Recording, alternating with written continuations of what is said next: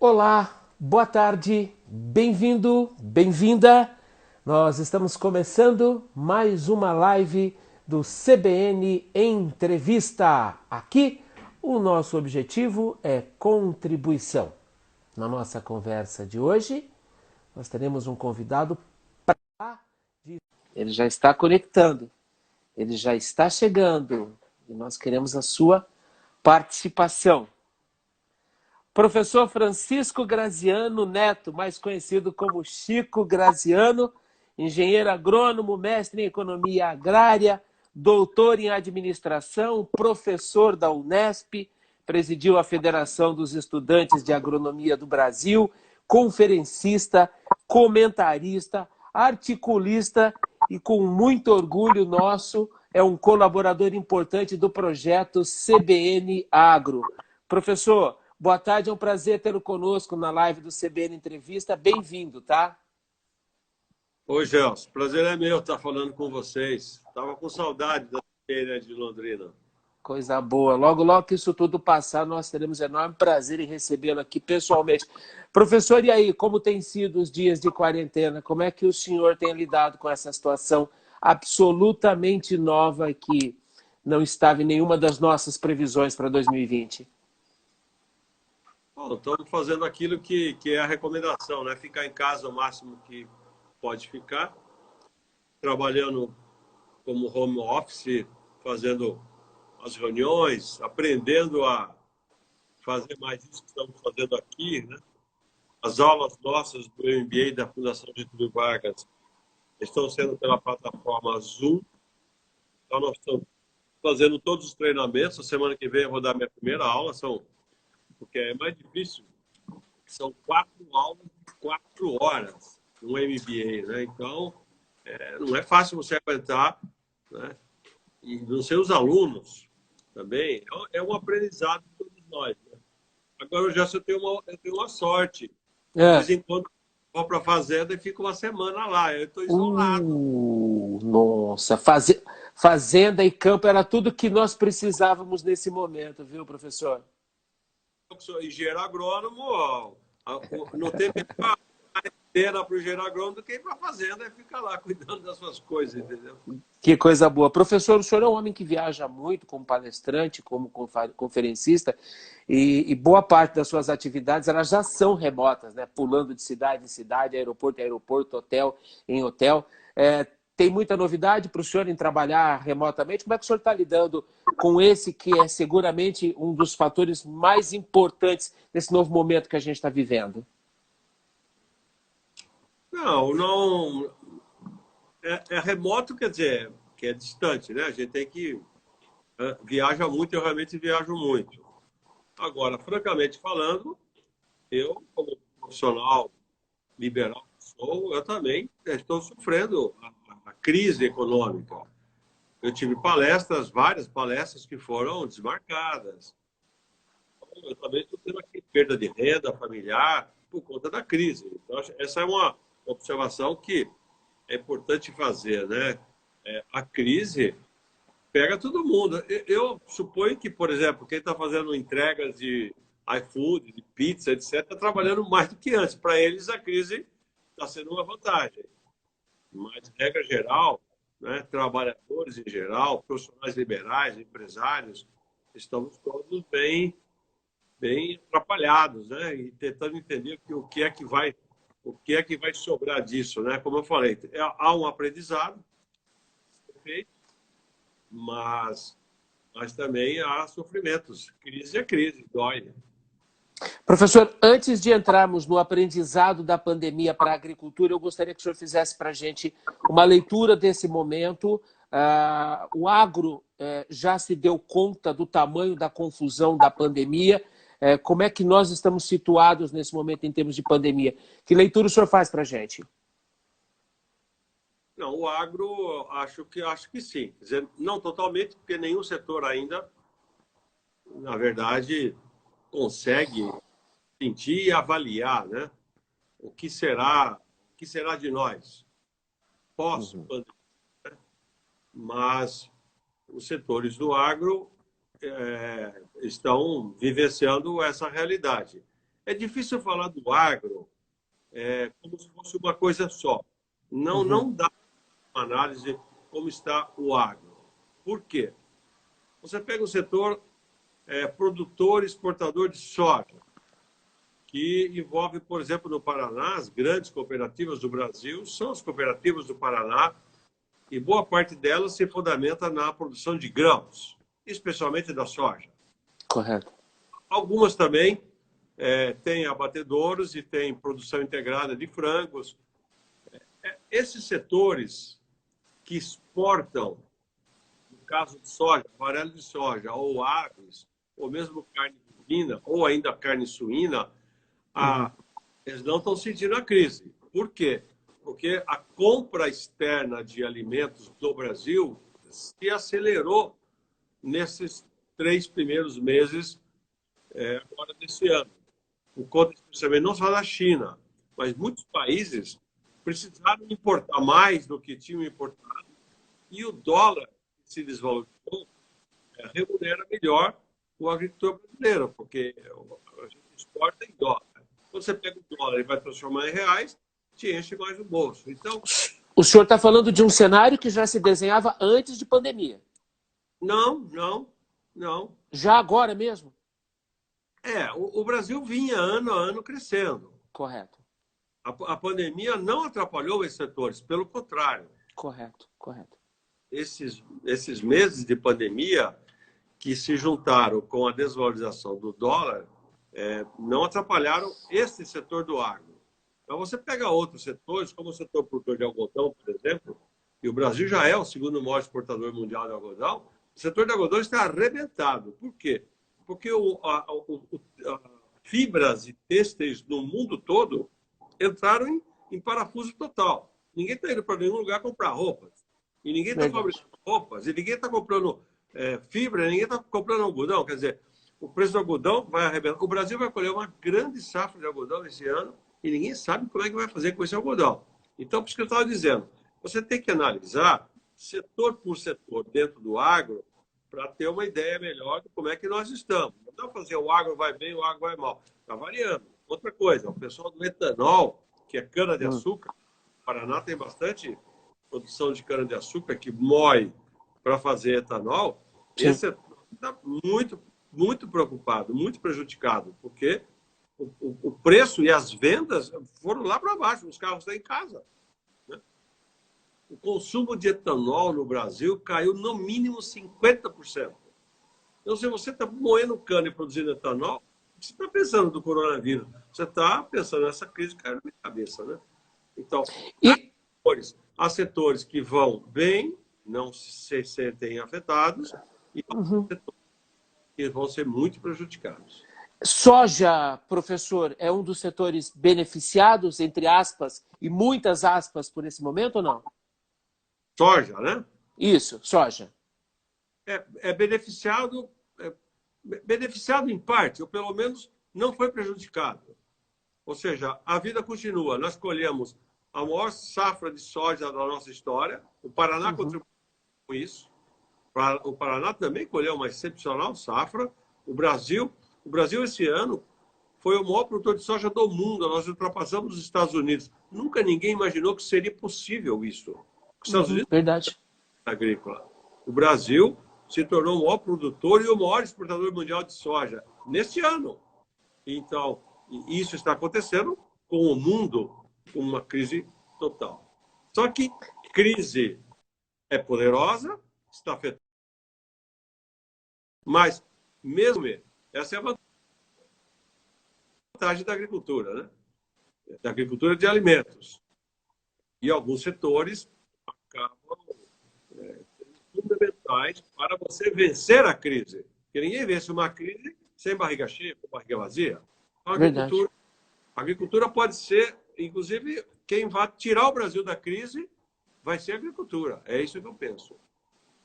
Professor, e também antes da gente chegar a mais uma contribuição do agro, de novo o agro livrando a economia brasileira, só para a gente não perder raciocínio, a Ásia já voltou a acelerar, a pandemia recolheu principalmente na China, que é um importante mercado para os nossos produtos agrícolas, para as nossas commodities. E aqui, de novo, eu quero lançar mão de muitas aspas. A gente vai ter a sorte de continuar fornecendo para um grande parceiro, um grande mercado, no momento em que o mundo inteiro vai estar pedalando muito em crise, a gente vai estar podendo entregar para a China, professor? Sim, não se vislumbra quem trabalha como analista de mercados, etc. Uhum.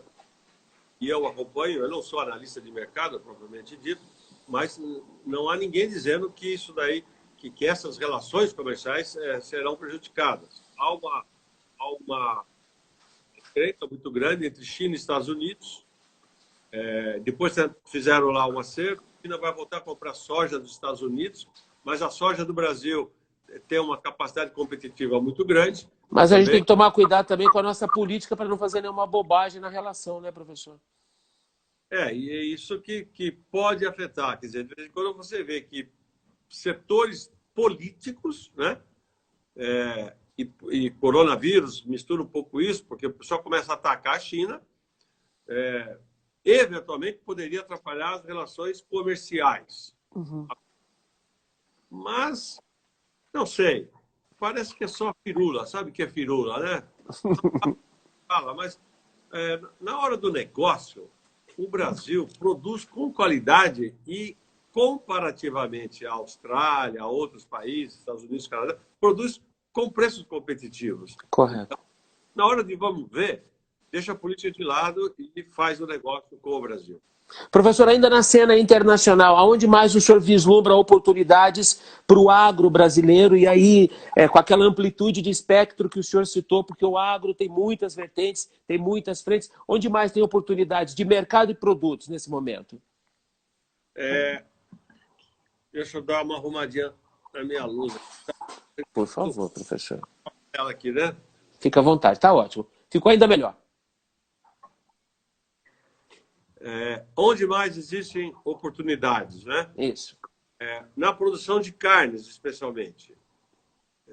O Brasil já vinha crescendo as exportações mundiais.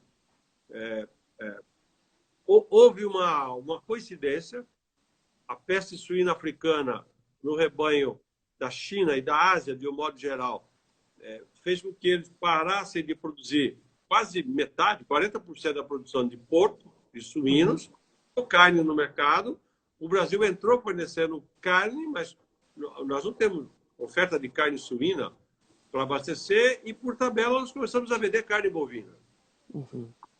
E a China começou a pagar qualquer preço pela carne bovina do Brasil. Então o Brasil já vinha sendo um exportador, a gente exporta muito para o Oriente Médio, carne. O Brasil começou a exportar mais carne suína e de repente, todo esse conjunto de fatores estão permitindo que o Brasil venha a ser talvez o maior exportador mundial de carne, somando as três carnes, suína, aves e bovina. Né? O que é muito interessante. O que é muito interessante porque, embora o Brasil seja um grande exportador, você pode... por exemplo, carne bovina. O Brasil está exportando muita carne bovina, mas comparativamente ao que produz, é perto de 25% da produção. Correto. Pode fazer mais. Pode fazer mais, exatamente, sem comprometer a carne interna. Porque tem muita gente que fala assim, mas nós estamos vendendo carne, vai faltar carne para o Brasil. Não vai faltar. Tem margem, né? Nós estamos exportando um excedente, o que é muito bom. Correto. Professor, do lado de fora da porteira, nós, imprensa, nós, consumidores, nós, sociedade, temos uma leitura e uma perspectiva em relação ao agro. Eu sei que o senhor, enquanto estudioso, enquanto técnico, também se preocupa muito com o que acontece da porteira para dentro, né? Numa das suas últimas passagens pelo Paraná, no nosso evento CBN Agro, o senhor falou muito sobre a necessidade de qualificar a mão de obra, tecnificar enfim, dar condições, colocar a propriedade brasileira em pé de igualdade, por exemplo, que a gente tem na agricultura lá dos Estados Unidos. Como é que o senhor avalia esse momento da porteira para dentro diante do desafio de pandemia? Como é que a gente está? Possivelmente o que vai acontecer, o que é possível já perceber, e talvez isso, que já era um processo, mas pode ser que fortaleça rapidamente, é um ganho de gestão da propriedade. Perfeito, perfeito. E de gestão digitalizada, do uso de instrumentos de tecnologia digital para a gestão da propriedade. Então, já era uma tendência, essa tendência deve se acelerar, e o que parece que vai acontecer é que vai rapidamente aumentar as conexões do campo, porque a agricultura é muito prejudicada. Você sai aí no interior, não tem internet. É verdade, é verdade, é verdade. Sempre foi muito prejudicado, porque essas empresas, sei lá, Vivo, TIM, essas que pegaram as concessões, botam a antena na cidade, mas não tem pouco na agricultura. Então, porque talvez não tenham enxergado ainda o tamanho do potencial desse mercado na zona rural, né, professor? Mas apareceram fornecedores vendendo conexão por satélite. Então, o que aconteceu? Lá na fazenda nossa, a conexão era muito ruim. O que minha filha fez? Minha filha falou, pai, vamos resolver isso daqui, e já botamos uma conexão no satélite. Eu não sei quanto funciona aquilo lá, mas está funcionando, entendeu? Que coisa boa.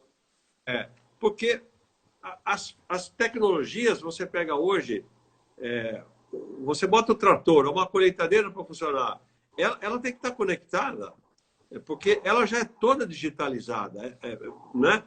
É alta tecnologia. Então, isso deve ir também para os processos de gestão, controle melhor, né? Gestão do ponto de vista de recursos humanos.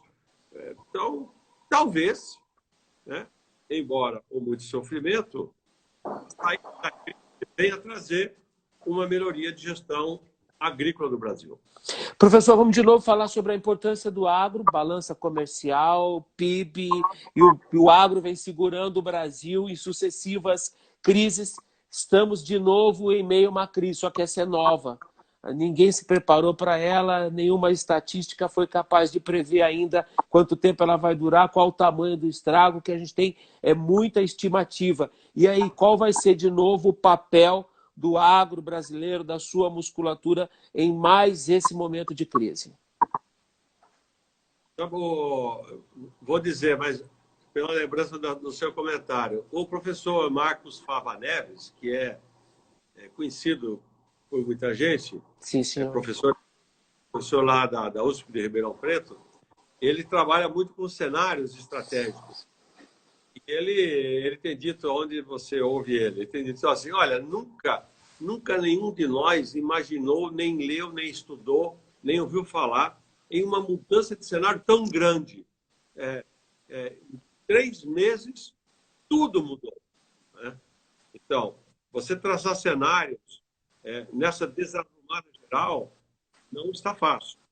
Mas os indicadores que nós temos, e pelo fato da agricultura produzir alimentos, e pelo fato de que no Brasil a agricultura já vinha vindo bem, já vinha investindo em tecnologia, já vinha crescendo, vinha melhorando exportação,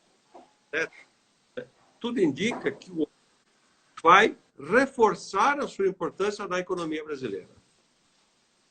Porque vai se tornar um grande exportador mundial de alimentos. Já está sendo, mas poderá reforçar. Se o governo não atrapalhar e se as pessoas trabalharem, né? Bom, há setores que vão ser prejudicados, tem que ser ajudado. Correto. Os, por exemplo, eles têm que receber financiamentos para garantir a estocagem de etanol. Porque eles não têm o que fazer, eles não vão conseguir vender o etanol. Então, como eu disse antes, não vai ser assim uma coisa fácil, não. Então, que provavelmente vai demorar todo ano, o ano todo, até chegar o plantio da nova safra lá em outubro. Quando chegar em outubro, eu acho que nós já passamos pelo pior e nós vamos construir uma agricultura mais forte do que a que nós temos. Ô, professor, como a gente costuma dizer ali em Andirá, Barra do Jacaré, Santo Antônio da Platina, no Norte Pioneiro do Paraná, economia e política para o setor agrícola é outro assunto que o senhor come com farinha também, né? A política agrícola está adequada e, de novo, ninguém esperava isso aí. E nós temos políticas para o setor robustas o suficientes para aguentar o tranco. Mais do que isso, professor, tem sensibilidade do povo lá do Ministério da Agricultura de entender que precisa guardar o etanol do usineiro nesse momento, socorrer o produtor de algodão, fortalecer aquele que nesse momento está mais fragilizado, professor? Olha, francamente falando, e eu não sou de alisar as coisas, você me conhece e muita gente Sim, também. senhor. Nós temos uma ministra da Agricultura, a Tereza Cristina, que olha, que ela vai indo muito bem. Não é que ela surpreende, porque ela já era conhecida. Ela é deputada, ela é engenheira agrônoma, ela é produtora rural no Mato Grosso do Sul, ela já é sido secretária lá de Agricultura, de Desenvolvimento, alguma coisa do Mato Grosso do Sul, então ela é uma pessoa que tem experiência. Mas olha, está saindo muito bem. Está saindo, como dizemos nós, melhor que a encomenda. É verdade. Graças a Deus, né, professor? As informações que nós temos desses setores, mais atingidos ou menos atingidos, é que interlocução, ela se dá muito bem com o ministro Paulo Guedes, que é da Economia. Então, nós estamos na seguinte situação. O Brasil está em uma crise política considerável, notoriamente. Sem dúvida. O presidente da República está aí, né, dando trombadas, e o Supremo Tribunal aprontando, e o Congresso, aquela confusão lá. Nós estamos vendo isso daí tudo, muito bem. Mas na área econômica, vinha vindo muito bem. Na área de infraestrutura também, tem lá um ministro, não sei se é um general, um coronel, não sei o que é, o tal Tarcísio alguma coisa, que ele está fazendo obras de infraestrutura, estradas, etc., fazia 20 anos que ninguém fazia. É verdade. Em um ano ele fez concessões, como o próprio Paraná tem feito. Então, do ponto de vista da economia, da política agrícola, da política econômica, eu sinto que as coisas estão relativamente bem encaminhadas. Não é fácil, porque está todo mundo tendo que matar um leão por dia, né? Porque o problema é enorme. Mas estamos bem. Felizmente, nós estamos bem de política agrícola. Tarcísio Gomes de Freitas, ele é engenheiro de formação. Trabalha muito e é discreto, né? Que no momento de grande barulho da democracia, ele é um trabalhador discreto, né? Muito bom, tá vendo? Engenheiro de formação já ajudou, né? Pronto, já é engenheiro, o DNA dele é bom. Professor, deixa eu ir para o outro extremo da conversa. A gente falou muito agora dos grandes setores, dos grandes cases, né? De quem está na linha de frente da exportação, aquela coisa toda. E aí, se o senhor me permite, eu quero usar o exemplo do estado do Paraná. Nós víamos, ou ainda estamos, né, se é que eu posso fazer essa afirmação sem nenhuma convicção, vivendo um bom momento de estímulo, de incentivo do Estado, em termos de políticas para o pequeno produtor, para o pequeno, mas o pequeno mesmo, aquele pequenininho. Então a gente estava vivendo um baita de um momento. E me preocupa muito, a mim preocupa muito, até porque nasci no campo, sou filho de agricultores pequenos, os estados eles estão se batendo para arrumar dinheiro, não se fala em outra coisa a não ser o socorro às vítimas do Covid, e é óbvio, a gente está falando de preservar vidas, e isso tem que ser o objetivo, mas nós sairemos empobrecidos disso. A crise, a pandemia vai drenar muito dinheiro. Esse é o segmento do setor produtivo do agro mais vulnerável nesse momento, professor. O senhor consegue imaginar como é que vai ficar a situação daquele pequenininho nesse momento que sempre teve a mão forte do governo e de políticas públicas para socorrer num momento como esse?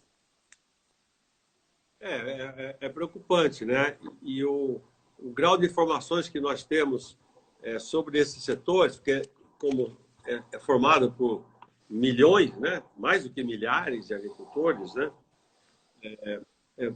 Ainda a quantidade de informações, eu dizia, não é suficiente para entender direito o que está acontecendo e como sairão-se dessa. Você pega o setor que produz hortifrutícolas ou hortícolas, legumes e verduras. Muita gente aqui no Cinturão Verde de São Paulo, na região de Ibiúna, Mogi das Cruzes, perdeu a produção, porque não conseguiu vender. O CEAGESP, o CEASA, ficou vazio, praticamente, porque todo mundo ficou com medo da pandemia, os negócios foram lá embaixo. E você vendia lá no Ceasa. Então, até você encontrar um novo canal de comercialização, por exemplo, os restaurantes também perderam clientes. É. Começaram a vender. Aqui a gente tem, professor, N pequenos produtores que forneciam para o Estado e para as prefeituras, para as escolas, para a merenda escolar, e que viviam disso. Não tem escola, não estão entregando merenda. Né? Pois é. As compras públicas, via Conab, elas receberam alguns milhões agora para sustentar exatamente esses agricultores que têm contrato com a Conab para compras públicas. Isso via governo federal. Mas tem muitos que para prefeituras, né? Na merenda da prefeitura. Enfim, vem aí prejuízo. O pessoal da floricultura, que é muito pequeno agricultor, também está arrebentado, porque você não pode nem fazer velório. Como é que você vai vender a sua flor lá? Né? Então, agora, aliás, nós estamos dizendo, olha, domingo que vem é Dia das Mães. Compre uma flor. Né? Compre flor. Nós somos da agricultura, compre uma flor. É linda, a sua mãe vai gostar e você vai... Boa. Flores de flores, compre flores. Boa, professor, muito bem. Sei. É industrial, compre uma flor. Muito para bom. O dia da mamãe. Então, esses setores pequenos e médios certamente serão afetados, mas também tem muita oportunidade surgindo, porque aí você pode aprender a escapar da mão de um comprador seu e fazer via direta. Tem muita gente que vai entrar na via direta, vender no comércio digital. Então, o comércio digital de produtos agrícolas vai crescer muito. Essa é a dica. Né? O agro faz poucos negócios. Vende pouco, compra pouco no digital. Né? Mas o comércio já vende muito. Né? Hoje, ontem eu falei esse dado em outra entrevista. Porque eu li outro dia no jornal. A Magazine Luiza, metade das vendas da Magazine Luiza é por internet, não é na loja. Verdade. Você não vai mais na loja comprar uma televisão. Você compra aqui, nesse aparelhinho. Então, o e-commerce, né? O comércio digital vai crescer muito no agro, com certeza. Professor, o senhor é um homem que transita muito e bem em vários segmentos, dentre eles o cooperativismo. Eu queria que o senhor falasse da importância estratégica do cooperativismo e das cooperativas nesse momento, professor. E aí? As cooperativas que já eram, sempre foram importantes, reforçarão a sua importância pós-coronavírus. Por quê? Porque o que nós estamos... Tomara que esteja certo. O que está acontecendo é que pode aumentar como se fosse a cultura da solidariedade, a cultura de um ajudar o outro. Né? Da cooperação, né?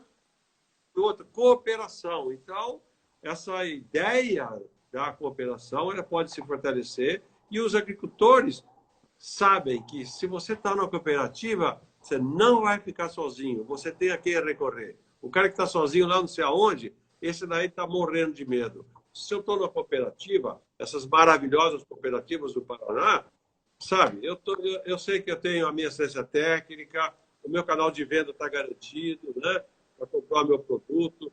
E certamente as cooperativas estão ajudando muito essa parte de digitalização também. Outra coisa, financiamento rural via sistema cooperativo é fundamental, né? Então, eu acho que as cooperativas serão mais fortes ainda depois da crise. Professor, vamos fazer um pouquinho de exercício de futurologia. Daqui a pouco eu vou liberar. O professor Marcos Fava Neves é bom nisso, o senhor já lembrou. Os artigos dele apontam muito nessa direção. Mas eu quero um pouco desse exercício de futurologia da perspectiva de Chico Graziano. A gente não sabe ao certo quando nem como nós sairemos dessa confusão. Vamos falar de estimativas. Julho, agosto... olhando um pouquinho mais ali, quem sabe, para o último trimestre. E aí, professor, como é que o agro, como é que nós sairemos dessa confusão toda, na sua opinião? A agricultura, boa parte das atividades depende de ciclos naturais. Não, e, portanto, independe do ciclo do vírus.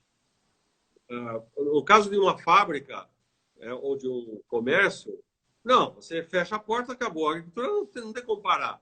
A agricultura não fecha, não para.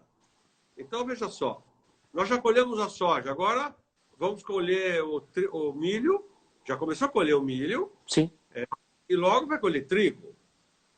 Então, depende um pouco, né, desse ritmo. Quando é que vai ter a colheita? Quando é que o ciclo agrícola ele se inicia novamente? Em outubro. De outubro para frente, voltam as chuvas, esquenta o tempo e realmente a agricultura esquenta no Brasil todo. Então, nós temos, vamos lá, nós temos maio, junho, julho, agosto e setembro, até chegar em outubro. A minha previsão é essa, é que quando entrarmos a primavera, em setembro, nós já teremos passado e teremos tido o aprendizado todo. Mas não quer dizer que vai estar todo mundo dando risada, não. Né? Porque quem dá aula de gestão agropecuária, como eu dou, sabe que toda crise, né, oferece oportunidades, mas destrói as pessoas que se submetem a ela. Então, é a hora de muita concentração, não é hora de fazer bobagem, é hora de estudar, né, de saber que a crise vai ser superada. Ou seja, muita gente poderá estar acertado, vai quebrar e vai vender a sua fazenda. Vai vender. Mas na hora que ele colocar a venda, alguém vai comprar. Então, a agricultura não para. O que não quer dizer que produtores rurais não venham ser prejudicados. A agricultura vai sempre para frente. E não para mesmo, é literal essa sua frase. Eu fui para o Norte Pioneiro na semana passada e fiquei impressionado, porque as cidades estão paralisadas pela pandemia e no campo os homens estão trabalhando, colhendo, plantando atrás, uma loucura. O trabalho no campo está acelerado e a gente está aí com safra recorde. É um consolo, é um alento e tanto, né, professor? É um alento e tanto. Você pode dizer, olha, que sorte nossa numa safra recorde, mas também não é só isso, não. É fruto de muito trabalho. Sem dúvida. Dedicação. E a agricultura nem sempre tem sido bem reconhecida pela opinião pública dos grandes centros urbanos. E talvez, por desconhecimento, criticam a agricultura sem saber o que se passa. Agora estão percebendo que se não fosse agricultura, aí sim que a crise matava todo mundo, sabe? Então, eu acho que é o momento também de comunicação do agro, de mostrar a importância da agricultura, de ver que, olha, na mesa não está faltando. Veja só que coisa interessante. É informação, é curiosa, mas é interessante. Qual é o produto que aumentou muito a venda e mais aumentou o preço no supermercado e na feira? Esses dias agora. Sabe qual foi? Ovo. Ovo. Ficou caro para burro, professor. A demanda de ovo cresceu muito. Uhum. Sabe por quê? Eu acho que tem muita gente que está cozinhando em casa, que não sabe cozinhar, e a mulher fala, vai lá, frita ovo. Cozinha ovo, frita ovo. Para fazer bolo, a gente está comendo mais em casa, tem razão. Então, o preço está lá em cima do ovo. É oportunidade. Quem tem galinha poedeira, então, tá bonito na foto. Professor, para a gente ir para a reta final da nossa conversa, eu não vou dizer que o senhor está com tempo de sobra, porque, de novo, o senhor deve estar trabalhando muito, bastante. A aula online é um processo delicado, complicado, pula para a fazenda, tem seus negócios para cuidar também. E livro, professor, o que está chegando de obra nova aí? O senhor já está, como diria os nossos amigos ali de Andirá, Barra do Jacaré e Santo Antônio da Platina, o senhor já está estuciando alguma coisa a partir da pandemia? Vamos deixar para escrever depois? A verdade é o seguinte, você fica em casa preso, não pode sair, você bota em ordem um monte de coisas, né? É verdade. Eu tenho, há 3 anos, eu tenho escrito um livro. A partir de um momento, eu pedi a ajuda de um colega meu, que é engenheiro agrônomo, aí de Londrina, o Décio Gazzoni. Professor Décio Gazzoni, da Embrapa. É um espetáculo, é uma das maiores inteligências da agronomia nacional ou mundial, e de uma engenheira agrônoma da Embrapa, lá em Brasília. Então, eles estão me ajudando e nós finalizamos um livro que vamos lançar daqui um mês, só no digital, não vai ter livro impresso, por enquanto, pelo menos, chamar Fatos e Mitos sobre a Agricultura do Brasil. Então, nós conseguimos terminar, porque é um trabalho enorme. Nós queremos mostrar, sabe esse monte de fofoca sobre agrotóxicos, sobre transgênico, desmatamento, todas as questões nós fomos pegando uma por uma e dizendo o que é verdade e o que é fake, né? O que é fofoca e o que é ciência. Então, nós produzimos um livro que vai ser muito legal sobre todos esses assuntos que nós chamamos de fatos e mitos da agricultura. Então, vai sair. E o que deve ter de história, hein, professor? Hã? E o que deve ter de história, hein? De história, na verdade, tem um outro livro que eu estou trabalhando e eu também dei uma dele, que são as minhas memórias, né? Que legal, professor. Estou no grupo de risco aí do corona. Não, pelo amor de Deus, não fala isso. Ó, essa conversa de livro de memória é para quem está se aproximando da aposentadoria, só ainda tem muita lenha para queimar. Não vem com essa conversa, não, hein? Mas também a realidade chega, né? Então, também escrevi muito. Eu gosto muito de escrever. Para quando é o livro de memórias, professor? O livro de memórias é para mais para frente.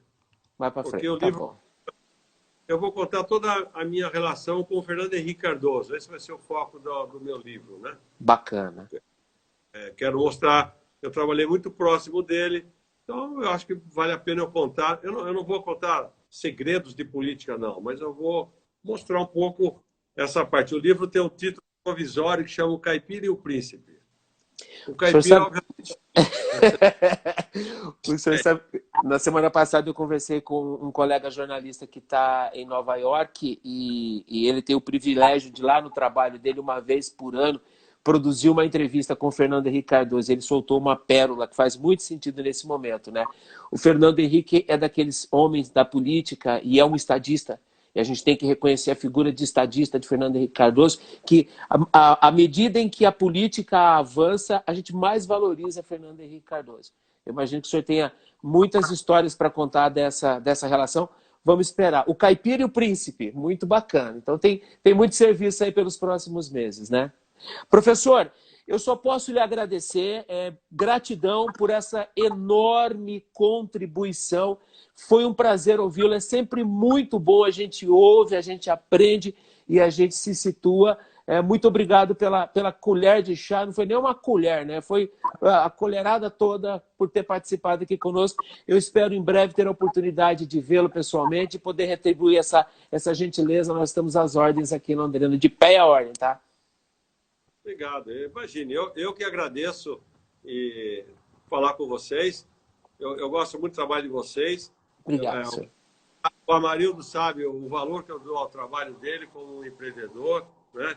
Então, parabéns. Vamos lá, vamos superar essa crise e vamos olhar o Brasil para frente. Muito obrigado, professor. Se o senhor me permite, eu quero fazer um agradecimento especial aqui à Jaque Evangelista, que é a nossa coordenadora de marketing, a nossa produtora, né?